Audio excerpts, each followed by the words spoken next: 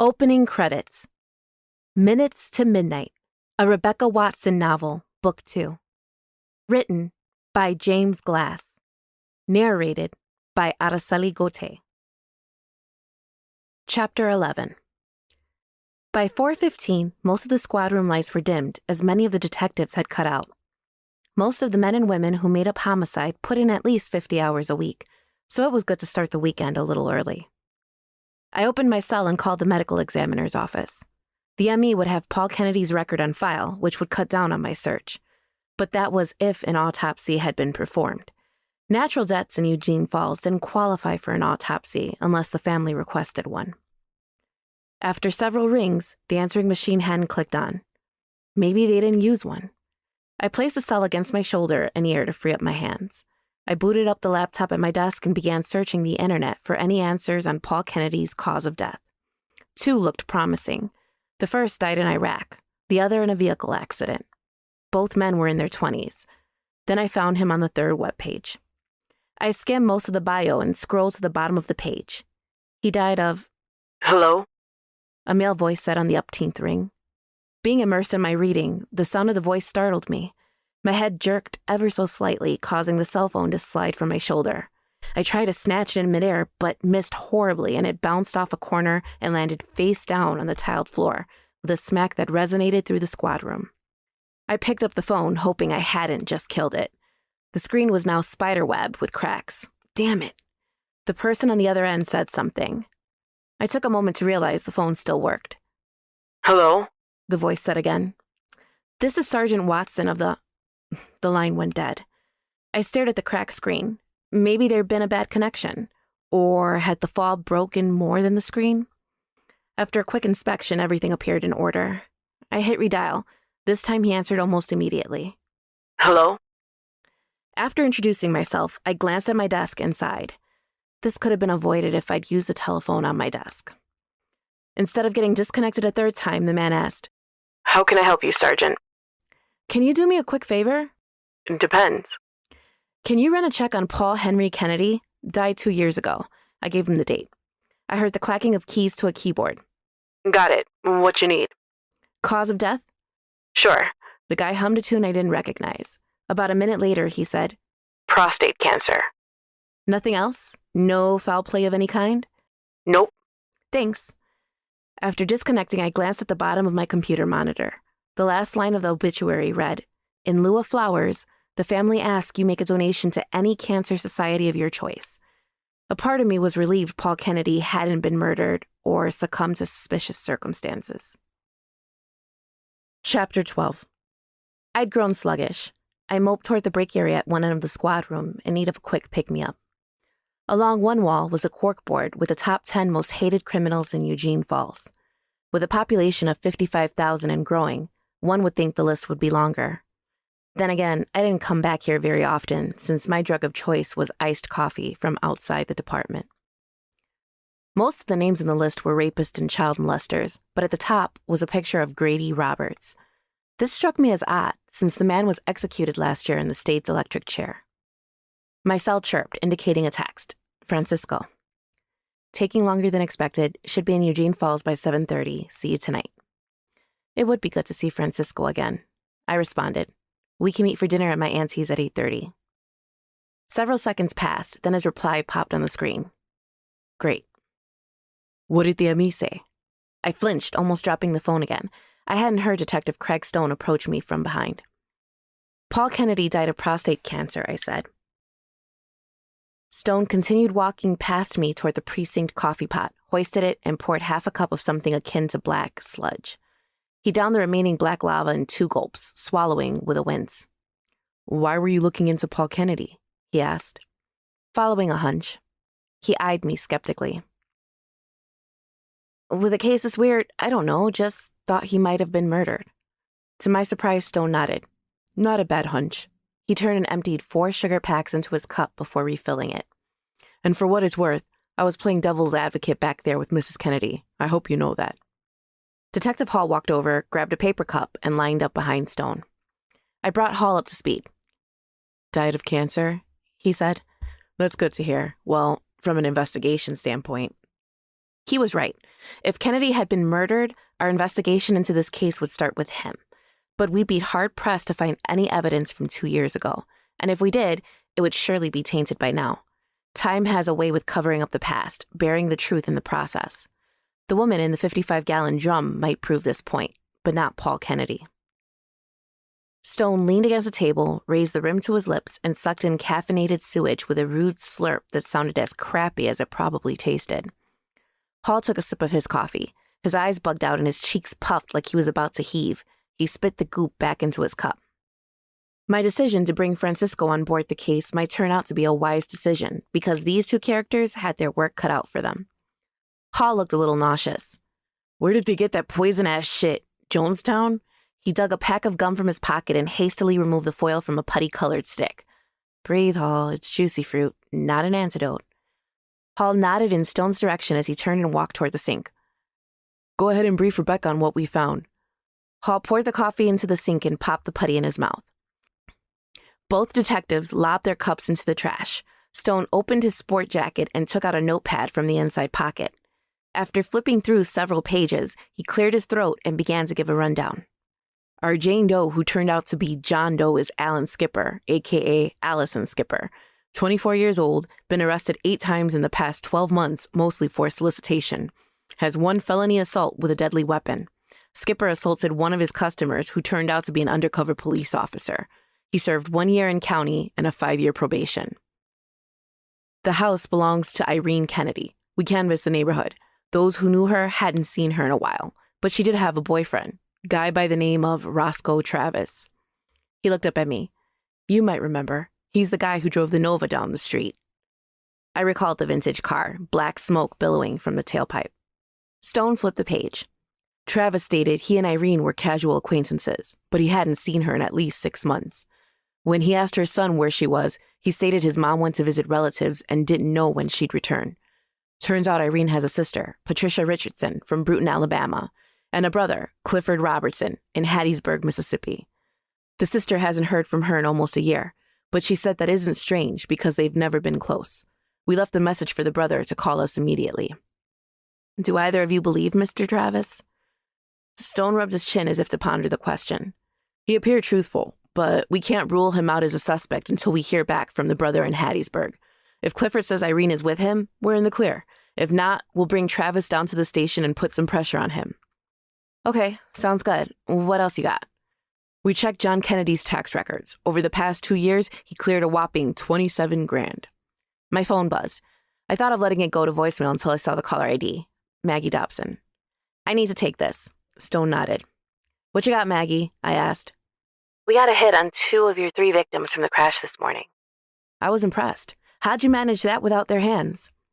Cross-referenced the fingerprints from the van.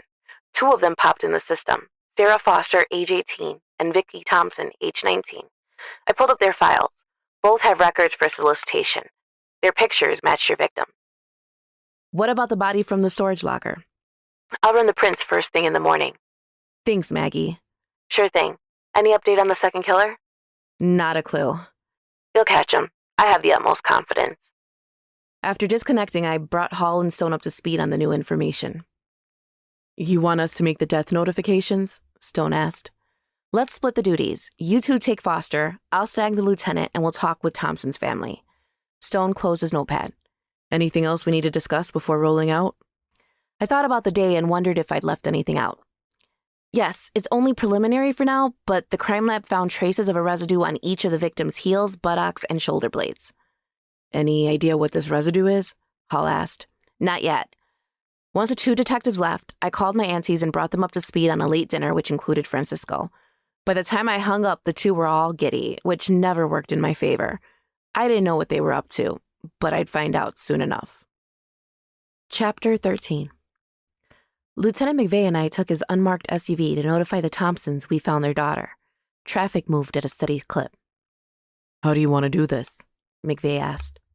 I'll take the lead. You sure? I let out a slow breath. Yeah, I'm sure. My gut always filled with knots when giving a next of kin notification. In a way, though, I welcomed the uneasiness. Meant I hadn't become callous. Yet. We pulled up to a red light. A short, emaciated woman with stringy hair falling over her face pushed a stroller full of empty cans across the pedestrian walkway. "Would you look at that?" McVeigh said, babysitting a bunch of cans. My cell rang. It was Hall. "Rebecca, I forgot to tell you about the 55-gallon drums before leaving the office." "Are you talking about the ones at the storage facility?" I asked. "Yes, Stone wrote down all the identifying info on each drum. We started canvassing local stores, warehouses, industrial sites, the works, to see if we could find out where they came from. With any luck, our second killer used a credit card to purchase them." "Thanks for the update." After I ended the call, Stroller Lady stepped to my side of the vehicle. I lowered the window. Her sour body odor flooded the SUV. The overpowering stench worked its way to the back of my throat. I choked down the fumes and gave her the only cash I had on me, a $20 bill. Tears formed when she realized how much I'd given her. "Bless you, child." I forced a tight smile and then rolled up the window.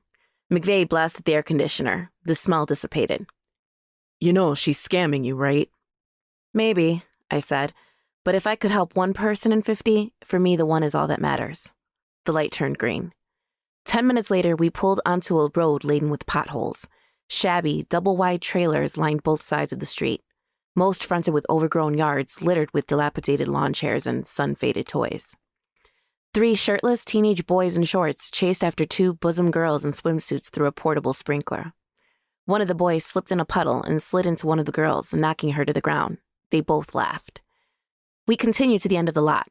Fred and Julie Thompson decorated their yard with pink flamingos, hummingbird feeders, and a 3-foot seahorse made of shelves. A faded green awning sagged with collected rain over a plastic table and chairs by the door. McVeigh pulled alongside a silver Toyota Highlander with a dented right fender, which was parked at the north end of the trailer. We exited the Tahoe and walked along a path made of stone squares. A large aloe vera was planted several feet from the cinder block steps leading to the front entrance. Giant, fleshy leaves branched out in all directions, as if waiting to snack on small animals. We sidestepped the creepy plant, moved up the steps, and knocked on the aluminum door. Several seconds passed before footsteps approached from somewhere inside. The door cracked open. An eye peered out at us. A soft female voice said, "Not interested in what you're selling." "I'm Sergeant Watson with the Eugene Falls Police Department, and this is my partner, Lieutenant McVeigh. May we speak with you?" The eye studied me, then shifted toward McVeigh. "Can I see some identification?" We removed the badges clipped to our belts and raised them. Apparently satisfied, she opened the door. "Please, come in." The woman was in her late 30s with ivory skin. She sported gray pajama pants and a blue halter top that hugged her well-nourished features. We stepped into the entryway, leading into a spacious living room filled with cheap furniture. A bottle of beer was on top of a glass-topped coffee table. Condensation rolled down the bottle, and a small puddle formed around the base of the beer. A box television sat on top, an unvarnished entertainment system. Clint Eastwood appeared on screen in a classic Western. The movie paused. She sat on a flower-patterned couch and gestured us toward the matching love seat. "What's this?" The front door swung open and one of the bosom teenagers barged in. She abruptly stopped when she noticed us, then looked at her mother. "Mom, can I go to the store with Ricky?"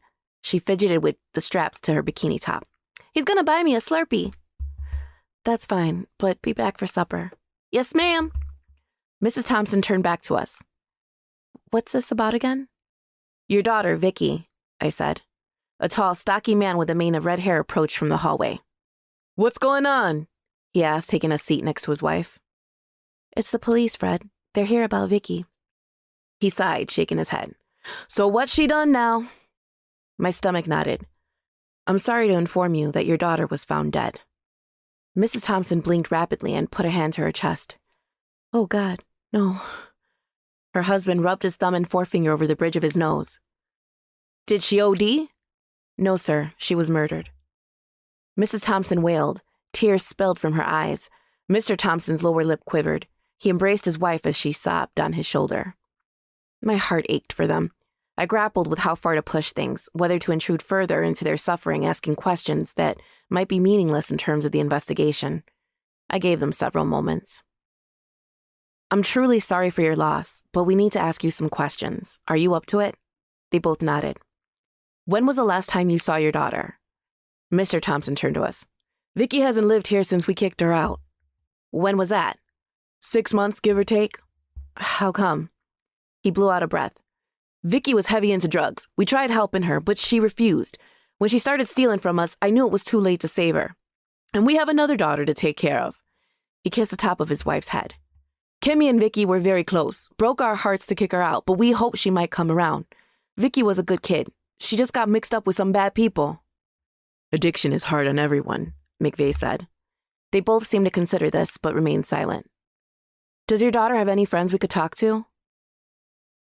There was one who used to come around with Vicky, Mrs. Thompson said. She looked at her husband. Do you remember her name? He shrugged. Oh, wait, now I remember, Mrs. Thompson said. Crystal. Last name? I asked. Sorry, can't help you there, but she seemed nice. Always said sir or ma'am when addressing us. I think my daughter could have learned a lot from her. Crystal been around at all to ever ask about Vicky? No, she hasn't. Is that odd? I don't know, I said. Maybe. Do either of you know who might want to hurt your daughter? Mr. Thompson slammed a fist on the coffee table. I bet it was that boyfriend of hers. The beer tipped and spilled onto the tiled floor. Do you know his name? I asked. Fred stood and walked into the kitchen. Mrs. Thompson wiped the tears with her fingertips. I think his name was Gary or maybe Jerry. Do you know where he lives? No. What about a description? Tall, maybe a little over 6 feet. And scraggly looking, Fred said, returning with a washcloth. Had dingy brown hair that covered much of his face. Creepy looking guy. Anything else about him stand out? Yeah, Fred said as he cleaned the beer. He wore a necklace with an alligator tooth. The creep was always fidgeting with it, rubbing it between his fingers like some good luck charm. He ever talk about the tooth? I asked. Not that I ever recall, but he'd only come around a few times. Do you think Kimmy might have known him? I guess it's possible. Could we speak to Kimmy? I asked. Absolutely not, Fred said. I didn't want to push the issue, but we would have to talk to Kimmy at some point. What about a vehicle? I asked, trying to steer the investigation back on track. Mrs. Thompson nodded. He came around in a white van once. McVeigh and I looked at each other. I grabbed my cell and pulled up the photo of John Kennedy I'd taken earlier at the hospital. Is this the man you saw? They both studied the face. That's not him, Mrs. Thompson said. Fred agreed with his wife. But he does look like the guy who used to cut our yard. Chapter 14. When McVeigh and I got back in the SUV, he asked, Think they blame themselves for their daughter's murder? I'm sure they regret kicking her out. And now she's dead. I stared at him, trying to understand the inanity of this statement. Several responses came to mind, none of which sounded particularly pleasant. Finally, I asked, So you think they're to blame? Not at all. He started the engine and backed into the street. It's just that we have the unfortunate duty of witnessing the worst of humanity. I retrieved my iPhone and punched Hall's number. He answered on the 4th ring. What's up, Rebecca? We're still with the Fosters. I'm texting a photo. You got a suspect? Ask the parents if they recognize the person. Why? Just do it. I ended the call before he could respond. What was that about? McVeigh asked. If Kennedy moved to the Thompsons' yard, he may have also cut the Fosters. Could be a link to the girls. My cell vibrated. That was quick. Silence. At first, I thought it was a bad connection. Then I saw the caller ID. Shit. Chief Watson, this is Commander Roberts. You've been activated for up to and including 30 days. Double shit. You may think this is some sort of castigation for you not attending your last 3 reserve weekends, but I assure you, this is not the case.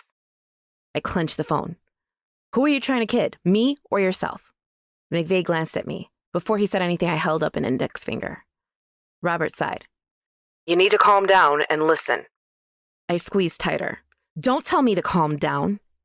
The chief master-at-arms aboard the USS Vella Gulf broke his collarbone and left elbow.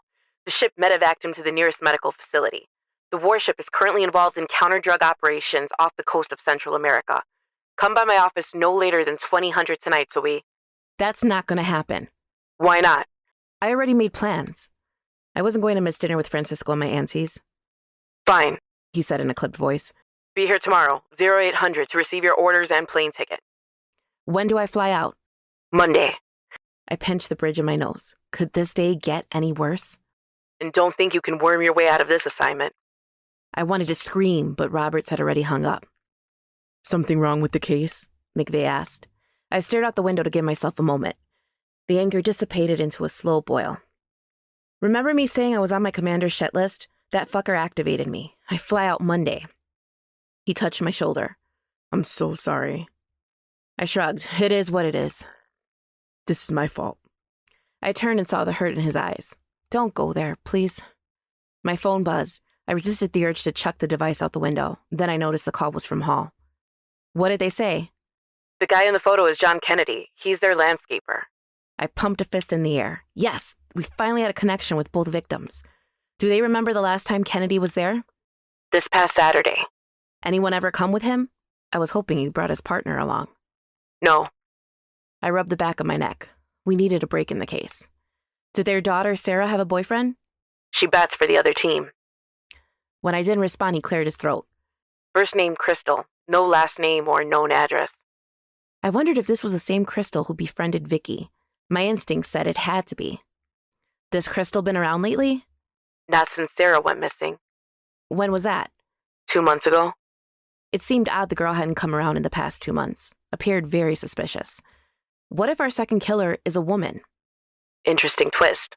Hall didn't sound convinced. Let's see if we can flesh out Kennedy's partner. How do you propose we do that? Let's come up with a game plan in the morning. You do know tomorrow is Saturday? Is that a problem? I asked. He chuckled. Not at all, but is the boss authorizing overtime? I put a hand over the mic and turned toward McVeigh. LT, are you authorizing overtime? He seemed to wrestle with the question. I don't think we have a choice, especially with you shipping out on Monday. I removed my hand. See you in Stone in the morning. We pulled up to the same red light where the lady with the stroller had been. I glanced around, but she was gone. I wonder what led her to life on the streets. Did her parents kick her out the same way the Thompsons did their daughter? Or had she suffered a tragedy too powerful to recover? The light turned green. Chapter 15. I arrived at my auntie's 10 minutes late. They probably wouldn't even notice. Ha, who am I kidding? I parked behind an SUV. It didn't belong to my aunt's, so I assumed the oversized vehicle was Francisco's rental. At 6'5", he needed legroom. Or maybe the SUV belonged to Marty's new bull, if she had one. Then I saw the Miami-Dade County Police Department logo on the driver's side door. He'd driven up. Maybe he couldn't get a flight and decided to drive the 10-hour trip, but that didn't make sense. I'd spoken to him only a few hours ago, hadn't I? Instead of racking my brain on this, I turned the engine off, stepping out of my Renegade and walked under an awning of towering palm trees. As a kid growing up here, I loved pretending we lived in a castle, passing through a dark tunnel, but there was a light at the other end, home and strength. When I finally reached the front door, my body was dizzy with excitement. Part of me wanted to plaster myself against Francisco and melt into his arms. The rest of me wanted to retreat to my Jeep and go home, alone, forever. When I walked through the front door, the aroma of freshly baked bread and other savory smells made my mouth water. My aunties were sitting on the couch with Francisco between them. At 5'6", Tess and Marty, about the same height as me, looked like little girls beside this gentle giant. Hello, I said rather sheepishly. This had been my home growing up, yet I suddenly felt like a stranger with Francisco in the room. They all stood, walked toward me, and we hugged.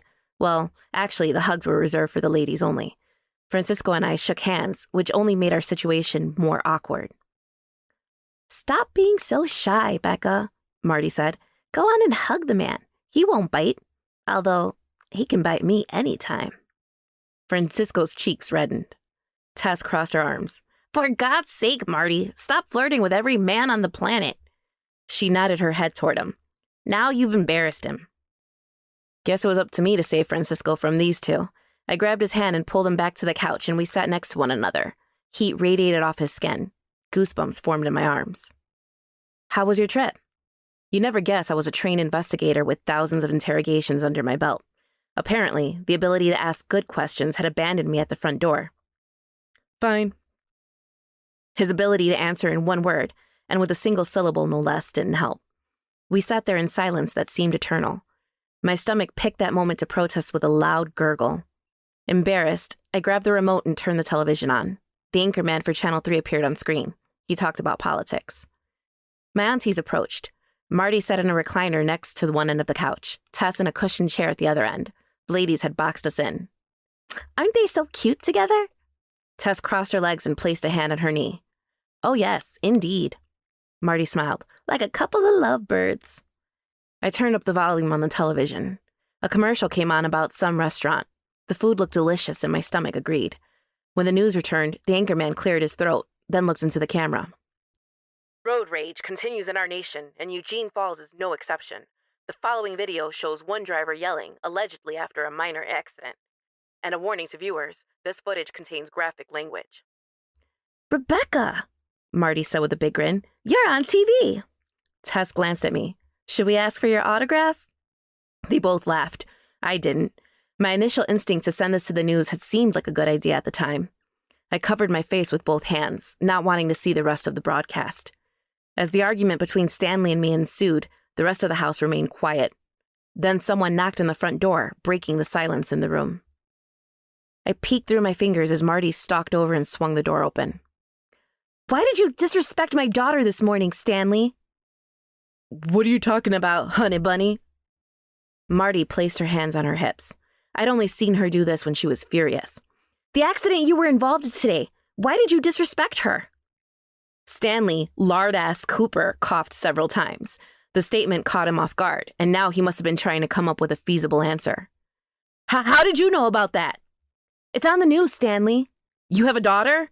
Don't change the subject. Can I at least explain my side of the story? And that is? She asked, her voice thick with sarcasm. That your daughter hit me. Marty shook her head. You're not welcome here. She slammed the door before he could respond. I closed my eyes. How was I to know her new surprise boyfriend was Stanley Cooper, attorney at law? I'm so sorry, Aunt Marty, I said. I really am. There's nothing to be sorry for. You didn't do anything wrong. Darn right, Tess said. Besides, I don't date liars or anyone who comes between my family. I noticed Francisco eyeing us. What? I asked. He leaned closer, his warm breath tickling my ear. You have a great family. I was really hungry now, and not just for food. Chapter 16. Tess bustled out from the kitchen and was the last to sit down. I kept stealing glances at Francisco. Marty spotted me and gave me a knowing grin. Then Tony caught me and I smiled. I looked away before my face turned as pink as a salmon patty on my plate. The man had that effect on me. When I dated other men, which was rare, things tended to flame out before they could heat up. Looking away, I spotted one of Aunt Tess's specialties, a basket of warm, homemade breadsticks. A long, slightly curved one was poking out several inches from under the linen napkin that covered them. Suddenly, an image popped into my head of Francisco's muscular, naked form standing in the moonlight beside his bed on our one night together. My entire body flushed hot as if everyone could read my thoughts. How long are you in town for again? Tess asked Tony. He finished chewing before answering. I'm not certain. Are you here for business or pleasure? He coughed and held up a finger as he drank some of his white wine. My aunt wasn't making this easy. I came up to see my real estate agent. Not sure if Rebecca told you, but I'm selling my house. She mentioned it, Tess said. You dating anyone at the moment? Marty flashed a mischievous smile. After all, you're a fine catch. I certainly wouldn't throw you back. Tess, sensing my unease at her sister's prodding, chimed her crystal wine glass with a cocktail fork. I'd like to propose a toast. Everyone raised their glasses. Never miss an opportunity. Be at peace with yourself, and may true love be within reach. We all clinked and sipped. So my aunties were playing matchmaker. Marty, I could see, but not Tess. She usually stayed out of my love life, what little there was. Marty leaned over and whispered in my ear, Any opportunity. My expression must have betrayed me, because Tony leaned over looking concerned. Are you feeling okay? Just nauseated and horny, thanks for asking. Flustered, I lied. Just thinking about the homicide scene today. It only bothers me when I'm eating, but I'll be fine. I fibbed for the benefit of everyone involved. You outdid yourself, sis, Marty said. These breadsticks are yummy. She licked the butter drizzling between her fingers. Becca, you really need to try one. I had to get out of here, fast, but the best my discombobulated brain could do was blurt out the oldest excuse in the book. I looked down at my wrist. Oh, gee, look at the time. I wasn't even wearing a watch. Everyone stopped chewing and stared at me, their knives and forks clinking down like a firing squad. I picked up my plate and headed toward the kitchen sink. I need to be going. What? Whatever for? Tess asked. Have an early meeting. That's a bit rude, Marty said from behind. Don't you think so, sis? Very rude indeed, Tess said. I used a knife to bulldoze the contents of my plate into the disposal. I hate wasting food, but at this point, I needed to get out of here. We may have a lead on the case. I turned the disposal on and ran water to drown out the lies piling up.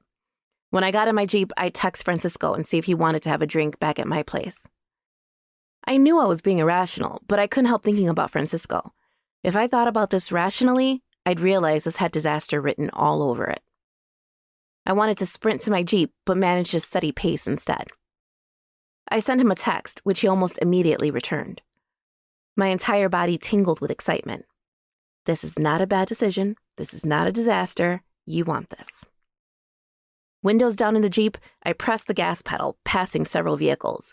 Before Francisco arrived, my place needed a quick cleanup, so it didn't look like something you'd see on the morning news after a tornado. A low-slung sports car with a dome light on loomed larger in the windshield as I gained on it. The roadster looked familiar, so I put my left blinker on. Pulling around to get a glimpse, I did a double take. It was Stanley Cooper. I can't lose this jerk. We locked eyes for several seconds. Then he flipped me the bird. I ignored the insult and kept my thoughts to myself when his fat fingers strayed to the bare thigh of a skinny blonde wearing a red miniskirt in the passenger seat. She was incredibly top-heavy. Well, that explained why the dome light was on. Mr. Cooper shot me a sideways grin and floored the gas pedal, zigzagging through swerving cars and a chorus of horns. I never understood what women saw in guys like him. Anticipation coursed through me as I pulled into my driveway. I hopped out of the Jeep and rushed to get inside. I fumbled getting the key into the lock of the front door. Once inside, I did a quick check. Sam ran up to me. I patted her on the head and made my way to the bedroom, picking up what little garbage or clothes were in sight. Sam hopped on the bed as I began tossing dirty clothes into the closet. Sam lifted her head. There was a knock at the front door. Francisco was here. "Be right there," I yelled, walking toward the bathroom. I didn't have time to brush my teeth, so I grabbed the bottle of mouthwash and swished some inside my mouth. Then I put on a little lipstick, a light shade of pink, and checked myself in the mirror. For working all day, I looked pretty good. Goosebumps popped along my forearms as I made my way to the front door. The one and only time Francisco and I had sex ended with me leaving him bewildered due to my fear of getting hurt by another man. This time would be different. It had to be. Chapter 17. When I opened the door, Francisco stood under the yellow glow of the porch light. He looked so handsome, my estrogen boosted into high gear. Everything seemed a bit surreal. "Come on in," I said. "You want a beer?" "Sure." His answers had been short all night. Generally, Francisco liked to talk. Part of me wished he'd said more earlier because I loved hearing the sound of his voice. I took out 2 cold beers and handed him one. We walked over to the bar and sat on the stools. Sam approached. She never missed an opportunity to meet new people. Francisco obliged by leaning over and patting her on the back. Then it dawned on me. "I just realized you've never been here before." He looked up at me, his brows knotted. "You're right." I leaned in closer. "I'm so glad you came over for dinner." "Me too. Your aunts are very funny. It must have been great growing up with them." "You have no idea." He arched a brow. Guess he didn't quite understand. "My aunties raised me after my mother abandoned me. They're great, but in small doses." I sipped my beer. "Don't get me wrong, I love them to death, but their humor can be exhausting." He nodded. "My Uncle Garcia is the same way. As a kid, I adored him until he moved in with us for a while. Then his antics got old fast. I still love him, but his sense of humor can get overwhelming if you let him stick around too long." Our conversation ended and we both sipped our beers. The silence grew awkward, like I was on a first date with the guy. "This is silly. Tell him how you feel." "Tony, can I be frank with you?" "Sure." Him and his one-word answers. I took a long pull of my beer. The cold bit the back of my throat as I tried to get the nerve to pour out my heart to him. When I did, it all came out in a rush. "I've been thinking a lot about our night together at your place. The sex was amazing, by the way, but I wasn't emotionally ready for a commitment. I'm not sure if it had to do with my final divorce, my mother being involved in my father's murder, fear of allowing myself to love someone, or a combination of it all. But I've come to realize I do have feelings for you. So much that I don't want to waste any more time being away from you. He took a deep breath and exhaled slowly. I came by to tell you goodbye, Rebecca. What? I wasn't sure I heard right. Leaving you in Eugene Falls has been one of the hardest decisions, even harder than retiring from the NFL. He started pulling the label back from the bottle. Being in Miami has been rough, but I've learned to start a new life. New life? I literally felt my soul leaving my body. I'm very sorry, Rebecca, but I can't do this. Tears filled my eyes, and everything became a little blurry. Only a few minutes ago, I was flying high, wanting him to take me to bed and never leave my side.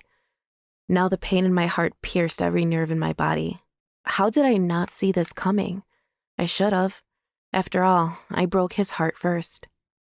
He wiped my cheeks with his fingers. His gentle touch still sent shivers up my spine. Please don't cry, querida. I want you to be happy. I would be happy with you. Please don't shut the door on this, Tony. I'm sorry, but I need to go. So you aren't staying to help on our case? When did you decide this? I thought we had a deal. The last words came out a little harsher than intended, but he made me mad. If he didn't want to see me anymore, as hard as that hurt, that was one thing. But to back out of an important case didn't sound like my old partner. Had Miami made him soft? I'm being sent to Lake Charles, Louisiana. What? I didn't understand his reluctance to keep his word. Are you seeing anyone? One night stand still your thing? As soon as the words left my mouth, I regretted saying them. I was acting like a child, and I didn't like it. Francisco stood. He took me by the shoulders and looked into my eyes. I'm not in a relationship. Why Lake Charles? Their police department has asked for help with maintaining order after the hurricane. A curfew is in effect from 7 p.m. to 6 a.m. until further notice. Why you? I'm the junior man at the office. He lowered his head and kissed me on the cheek. I do have feelings for you, Rebecca. Then please leave the door open for the possibility. I'll try. I promise.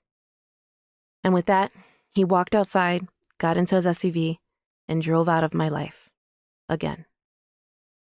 Chapter 18. The early morning sunlight greeted me. Good thing I forgot to close the blinds, or I might have overslept.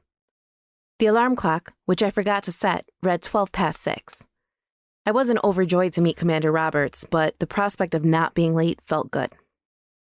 I took a quick shower, got dressed in the same Navy BDUs as the day before, and decided to delay breakfast. I just wanted to get this meeting over with. As I drove toward the Navy Reserve Center, it occurred to me Commander Roberts might be telling the truth. I was the closest master-at-arms to send to Panama. The guy proved to be a complete jerk, but this didn't mean he was a liar. Traffic on Highway 90 moved at a steady pace, and I made good time. I pulled the Renegade into the parking lot at 7:40. Vehicles filled most of the spaces. The drill weekend appeared to be a busy one. I found an open spot in the back and made my way toward the 2-story building. 10 or so Humvees had been parked along the fence line at the east end of the property. 2 of the Humvees had massive damage to the front ends, the hoods mangled, and windshields riddled with holes. They reminded me of the kind of destruction sustained by IEDs in the Middle East. Half a dozen sailors dressed in Navy digital camis marshaled supplies from the bed of a deuce and a half and stacked them on the ground. A small group of sailors cleaned various weapons, M16 assault rifles, M240s, and .50 caliber machine guns along several workbenches located at the entrance of the outcropped building. I pulled open the door to the reserve center and strolled in. Good morning, Chief. A female of about 17 said from behind a counter, just inside and to the left of the foyer. The name tag above the left breast pocket read Santos. She smiled, revealing braces. Another sailor, this one male, sat watching a bank of wall-mounted monitors that depicted various areas in and around the building. Both sailors on watch wore 9mm Beretta pistols holstered on their duty belts along with 2 extra magazines. The other pouches on their belts contained a collapsible baton, OC pepper spray, and handcuffs. I knew this because I wore the same items when I stood watch as the command duty officer on some of my drill weekends. Can I see your ID? Santos asked in a pleasant voice. Her uniform looked a little big on her thin frame. She lacked any rank insignia, meaning she must be new to the Navy. I retrieved my military ID from the left breast pocket of my camis and presented it to her. "Thank you." Her breath smelled of peppermint. I nodded. "Is Commander Roberts in his office?" "Yes, ma'am. Chief." She flinched as if I were going to scold her. I gave a reassuring smile. "It's okay, Seaman Santos." She let out a sigh of relief. The poor girl probably thought I'd give the line, "I'm a chief, I work for a living." A storm of emotions rolled within me as I ascended the stairs to the second floor. My thoughts dwelled on Francisco's sudden arrival and departure. Plus, I still hadn't told my aunties about the deployment. Commander Roberts' door was open. The man sat behind a pine desk typing away. I knocked. Without looking up, he gestured me to come into his spacious office.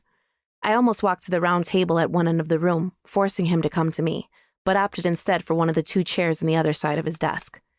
He read over some documents as the minutes ticked away. Whatever he was working on appeared more pressing. Let's get this over with already. My stomach gurgled. How embarrassing. At least he hadn't heard it or didn't care. Skipping breakfast didn't seem like a good decision. Hopefully, our meeting would be quick and somewhat painless so I could eat. Finally, he retrieved a manila folder. Removing a single document, he began reading as if I weren't even there. Asshole. Then he scribbled a signature at the bottom of the page. Robert slid the paper along the desktop toward me. "Here are your orders, Chief. You fly out Monday morning." The tone of his voice irked me, like fingernails raking a chalkboard. A lump swelled in my throat as the hunger from earlier was replaced with nausea.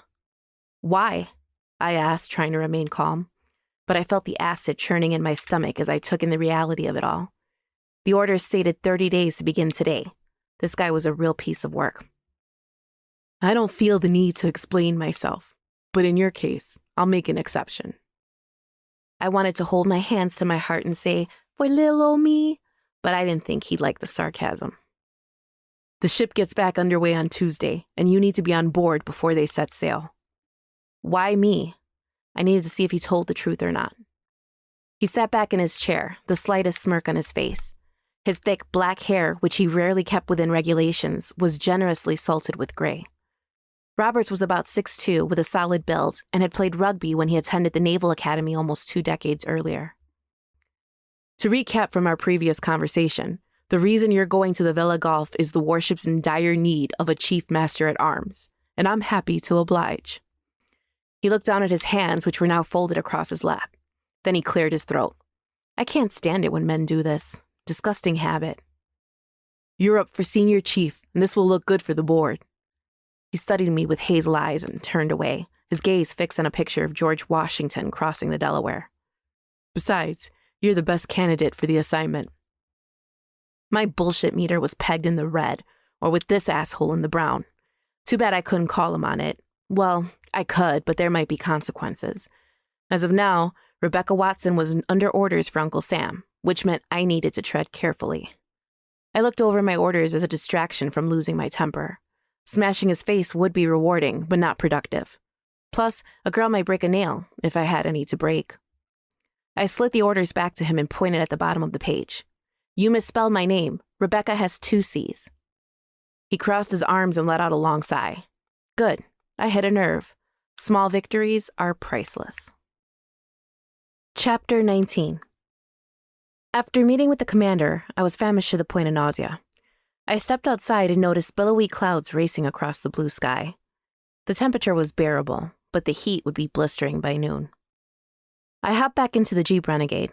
My aunties needed to be apprised of the new situation. Knowing them, they would step in and try to intervene. It wasn't likely the world would come to an end over the next month, and it's not like I haven't left a case before due to my military obligations. Plus, I love being underway, staring up at the night sky, taking in the salty air as the ship cuts through the water. Putting things in this perspective didn't make my departure feel so terrible. Right. Who are you trying to kid, kiddo? I pulled behind a train of cars at the drive-thru for Cops and Robbers, a cafe that had become somewhat of a tourist attraction because the staff wore vintage cop and mobster uniforms. The items on the menu were named after infamous gangsters and legendary cops from the 1920s to 1950s. My stomach grumbled from the smell of freshly baked bread and pastries. One of the few things I remembered my father telling me as a child was never buy food when you're hungry, but I didn't listen. "That'll be $42.98, a middle-aged woman said at the window. Her voice sounded gravelly, like that of a longtime smoker. She wore a vintage black and white prison uniform. "You military?" she asked. I wanted to say, "Did my camis give me away?" but decided to be nice. I hate being hungry. "Yes," and handed her my credit card, wishing I'd listened to my dad's wisdom. "Thank you for your service." She sounded genuinely sincere. "Thank you for the support," I said, taking my order. Pulling away, I reached into one of 4 bags and pulled out an Al Capone apple fritter. The warm pastry tasted divine. Carrying 4 bags of food along with the drinks made it difficult to walk without dropping anything, but somehow I managed. By the time I reached the porch, the drink carrier slipped from my grip twice, and one of the bags ripped along the top. I couldn't extend my finger quite enough to reach the doorbell without dropping something, so I kicked the door to get someone's attention. Marty laughed. "Think you bought enough food?" She grabbed the drinks and I followed her inside. On the television, a paunchy, balding man bounded onto the stage, whooping and jiggling to the peppy music like he just won a year's supply of donuts. The woman loved watching trash TV. Tess sat in a wingback chair in the sunroom, reading a novel. She set the book face down on an end table, stood, and sauntered towards us. She greeted me with a kiss and joined us at the table. "Oh my, that is a lot of food." "Told you, sis." Marty winked at me. "You're going to need to take out a second mortgage to pay this stuff off." "And a second wardrobe to fit into my clothes." They both laughed. We began digging in the bags. I grabbed a Bugsy Seal bagel, pulled it apart, and slathered both halves with peanut butter. I thought of blurting out the bad news from Commander Roberts, but decided against it. No point in spoiling breakfast. The news could wait a bit longer. "How was your hot date with Francisco last night?" Marty asked. Tess put her hand on the back of mine and gave a gentle squeeze. "Do tell. Inquiring minds want to know." "We all want the delicious details," Marty and her one-track mind. I sighed. Francisco left last night. They both studied me in what appeared to be disbelief. Marty shook her head. "What happened? I thought you two were going to rekindle your relationship." "He wants to remain friends." Marty's eyes flashed. "With benefits?" "Not everything revolves around sex, little sister." Tess patted my hand. "I'm sure there's more to the story. Now let Rebecca tell it." "Not much to tell. Francisco wasn't interested." Marty shook her head. "The way he snuck glances at you at dinner last night? Well, he was interested, and let me tell you, I know when a man is interested in a woman." "Doesn't matter. He hoped we could remain friends, leaving the possibility of a relationship open, whatever that means." "He's cheating on you?" "Marty, this isn't about you." "It's okay," I said. "We never had a real connection to begin with, not a personal one." I sipped coffee thinking of our one-night stand. If we never slept together, I'd still have my partner, and not having him as my partner stung the most. "It's his loss. You can do better." "I appreciate your concern, Marty, but really, I'm fine." This had been the first lie. At least neither called me on it. They knew I hurt inside. Tess pulled me into her arms. Tears formed, and instead of fighting them back, I let the river flow.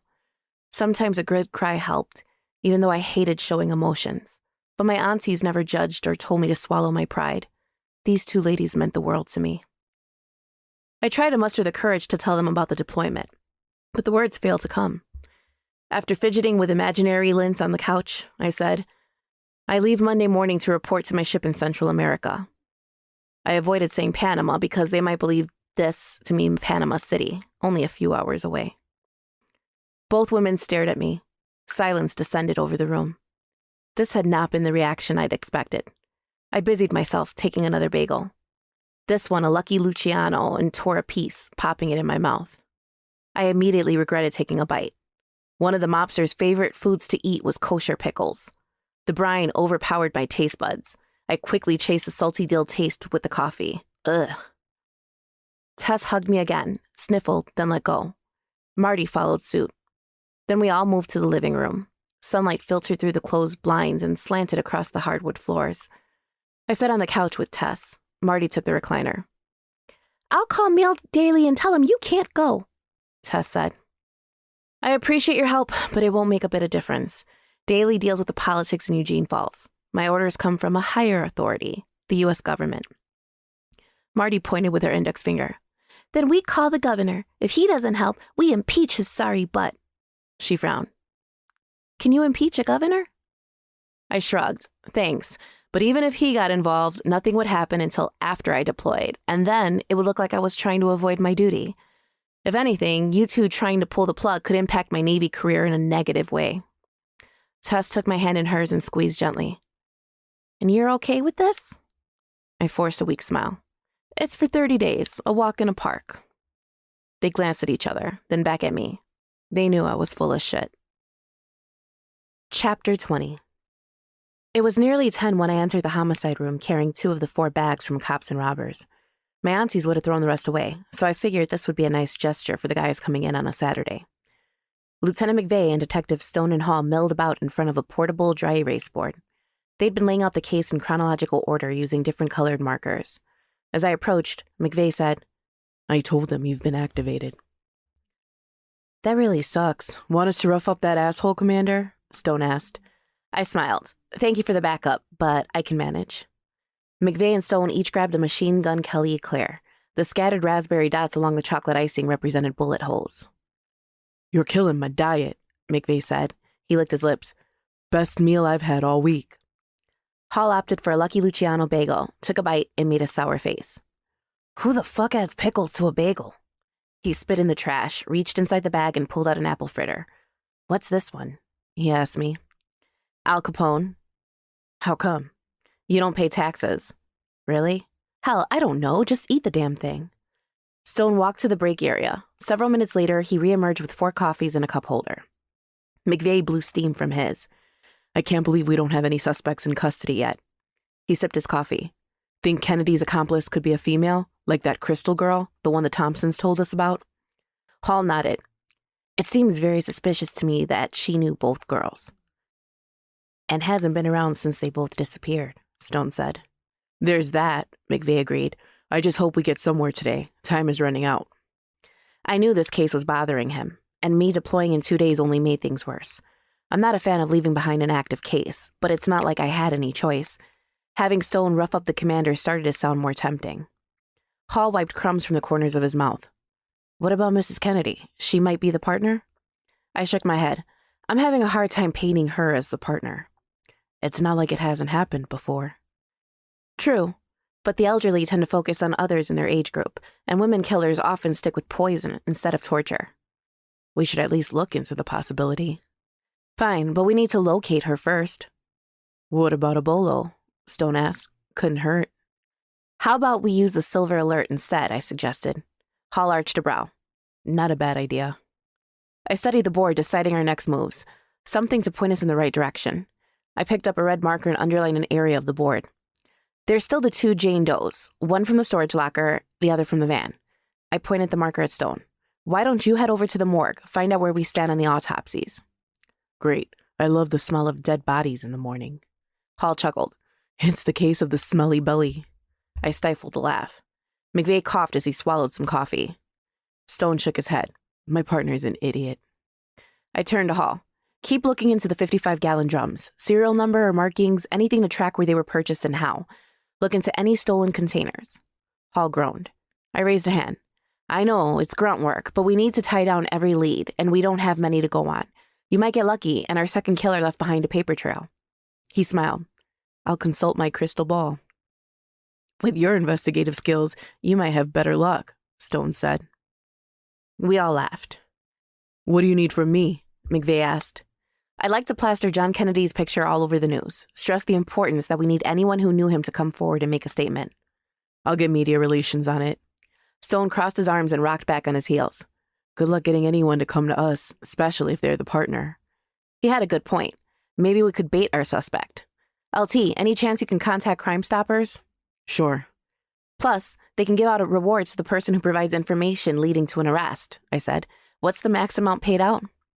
$3,000. I glanced at the board again. Where did you put the records for Kennedy's landscaping business? Stone pointed to a red binder on the desk. In the murder book? Great. I'm going to contact his clients, find out if he had anyone working with him. Like crystal? He asked. Precisely. Then another idea popped into my head. We should check out where our suspect picked up Alan, Skipper. Any ideas on where to start? LT asked. There's a lot of ground to cover. Hold on a sec.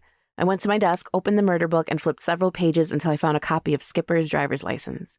His last known address was 121 Sally Parker Road. What if he moved? Hall asked. It's not like streetwalkers stay in one place very long. Then we'll check the most recent arrest, locate other prostitutes he ran with, see if one of them can identify who Skipper left with the day he was murdered. We might need to hit the streets tonight, McVeigh said. The prostitutes are probably sleeping at this hour. I nodded. Then let's check Skipper's address first and go from there. Give me 15 minutes to contact media relations and Crime Stoppers, and then we can head out. While he headed to his office, I flipped to Section 11 of the murder book, Victims Information. There were 3 police reports for Alan Skipper, all for solicitation. The first mugshot was taken almost 18 months ago.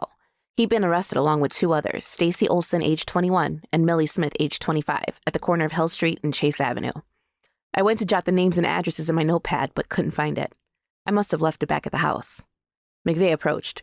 You ready to head out? Yes. I closed the murder book and decided to bring it along. My desk phone rang. Part of me wanted to ignore the intrusion, but then I glanced at the caller ID. This is Watson, I answered. It's Sergeant Moore. Someone's here to see you. Who? Mrs. Thompson and her daughter. Can you have a patrolman escort them back? No problem.